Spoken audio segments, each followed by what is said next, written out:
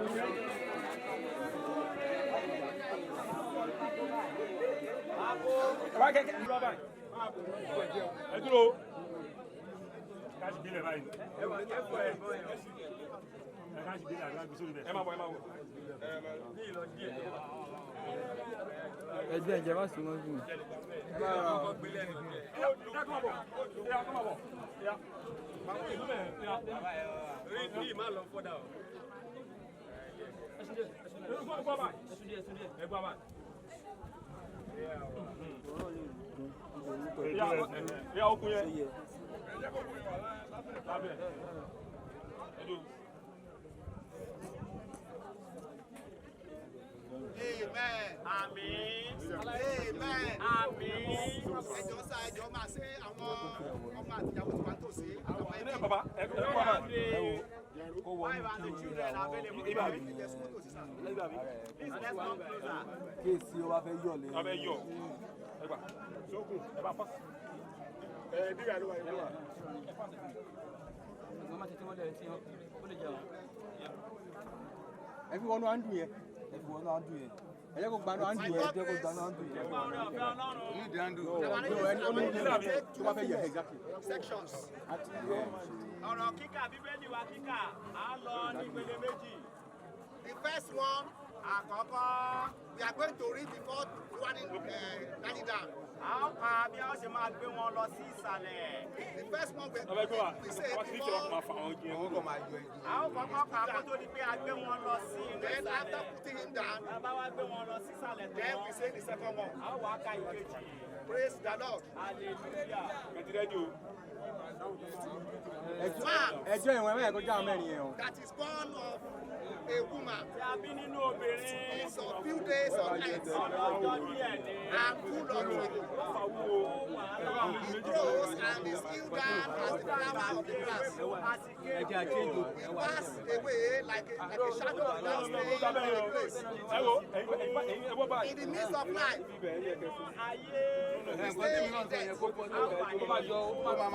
Shall we seek help from our Lord? Who is justified to be anointed because of our sin?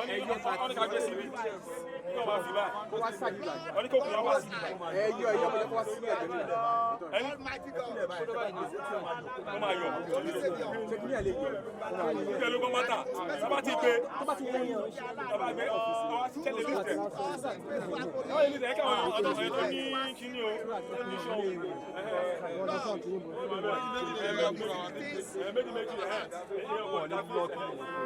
Do not be there for our prayers.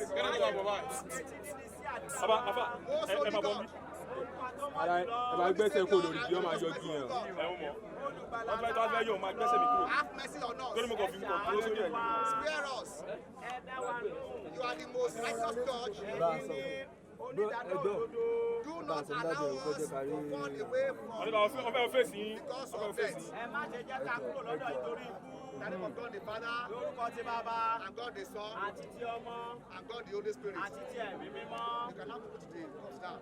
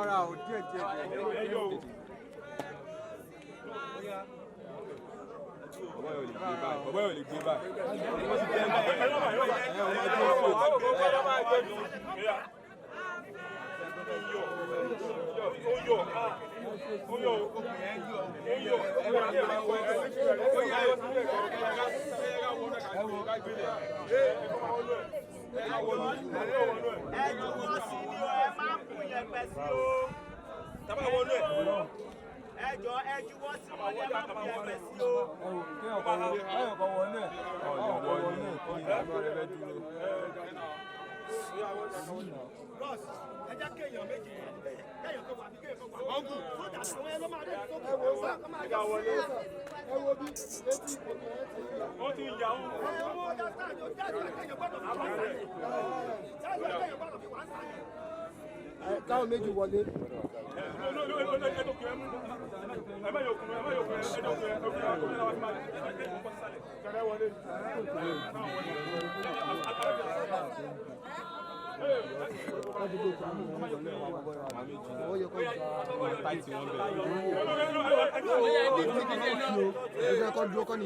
Left and right.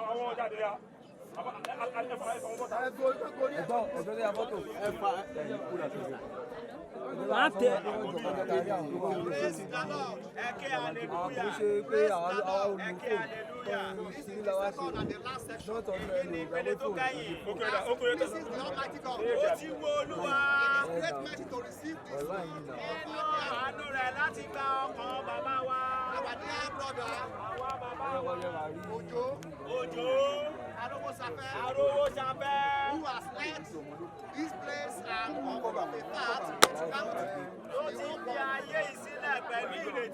glory in everlasting Ludo. who shall transform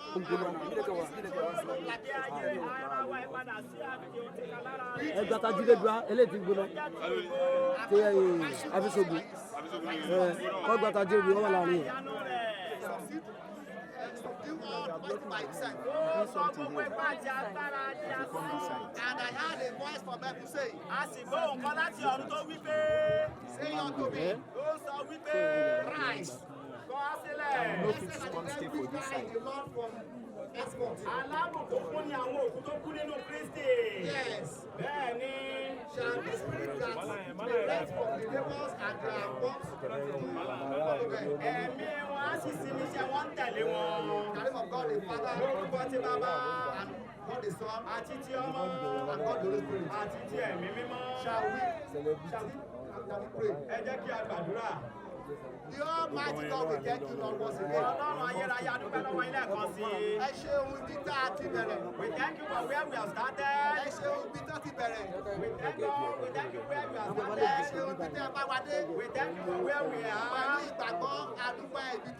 With our faith, we believe where we are going. Take all the praise in the name of Jesus. Our Father that has gone. Late Pa Ojo Arowo Safe Joseph. Baba wa Ojo Arowo Safe Joseph.